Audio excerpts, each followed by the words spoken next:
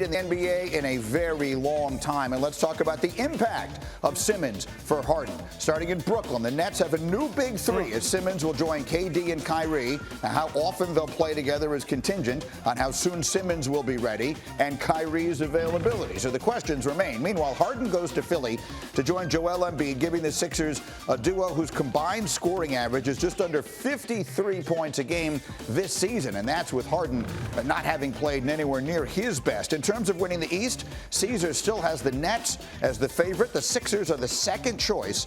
Last night during the All-Star draft, KD avoided selecting one player in particular. Yeah, need some size and some defense in the interior. Yeah. Especially with Giannis and LeBron James playing such great basketball this year. I need somebody to offset that, so I'm going to go with Rudy Gobert. He hasn't played. Is he healthy? Who's that? James, he hasn't played. He's what missed. happens if he doesn't? Oh, he got traded. He's healthy now. He's missed the last three with a hammy. See, and now we know why LeBron carries a clipboard with him to the draft. Hey, LeBron. Oh my God! Trust me, right now, he's rubbing some ice hot on that thing. He's playing the next game. No questions. I can't with y'all. He's healthy now, ain't he? Oh, those guys, very, very well done. All right, JWill is here from KJM on ESPN Radio. Let's start with that. How about KD snubbing Harden in the All-Star draft? So here's what I was thankful for yesterday. We got a gift from the basketball gods. Yeah. Kenny.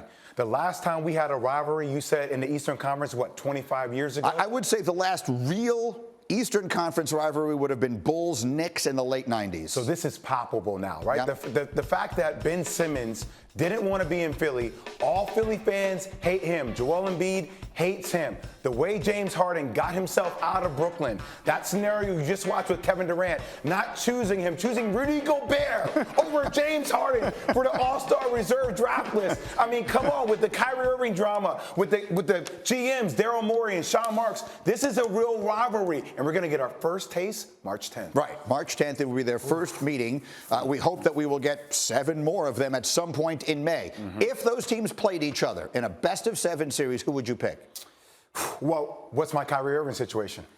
Let's say Kyrie is not eligible to play home games. Then I would, if the 76ers have a better end-up record, I would probably take the 76ers in this. But the interesting thing is I think that GM Daryl Morey, I think he got fleeced. I mean, you're talking about how so? 2 first-round picks, Andre Drummond, Seth Curry, and Ben Simmons to a divisional rival.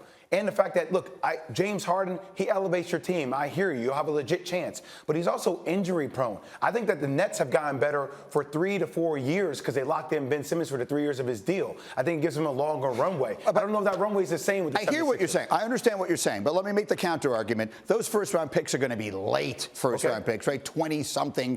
So you very seldom get a superstar player there. Second, what are you getting in Ben Simmons? What is it? He hasn't played all year. Okay. All right. He hasn't played a game since last June in Game 7. He's had whatever issues that he's had since then. What's he going to be in Brooklyn? You're getting one of the best defensive players there is in the game of basketball. And you're getting somebody that is a one-man fast break transition. And guess what? The team is built around him the right way.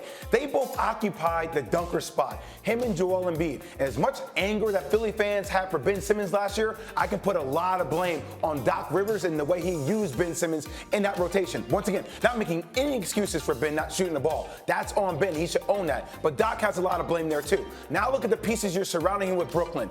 Dynamic weapons. Kevin Durant, Kyrie Irving, Seth Curry. You can use Andre Drummond at the right spot when he's not on the floor, Ben Simmons. You're surrounding him and you're building a team around him the same way the Milwaukee Bucks are built around Giannis. That's the key to success for Ben Simmons. All right, Seth Curry has had a very good year. Drummond is a nice piece. Yes.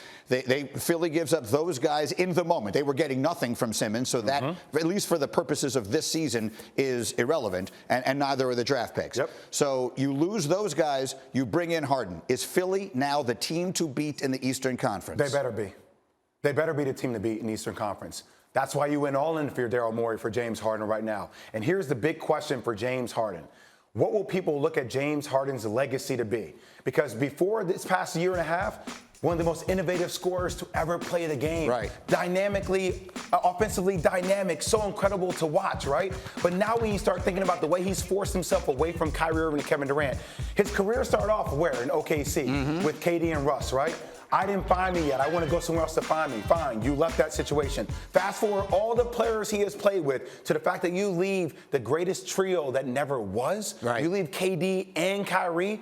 You better win a world championship either this year or next, or your legacy is going to be somebody who's choked in the playoffs and somebody who runs away when things get tough. I'm with that. And he couldn't make it work with Westbrook, and he couldn't make it work with Chris Paul CP3. and all of these different guys. So why will it work with Embiid? Because I think this has a chance to be the most dynamic pick and roll that the game of basketball has ever seen. And I'll tell you, there's something to be said about when you're in your comfort spot.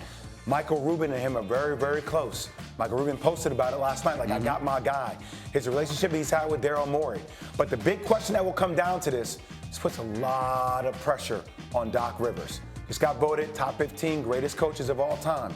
I'm telling you, I watched some Philadelphia games where you start to question some of the scenarios that Doc Rivers runs in games. So all eyeballs will be on this coach. He couldn't get it done with the Clippers. You heard rumors around the way Paul George, Kawhi Leonard thought about him.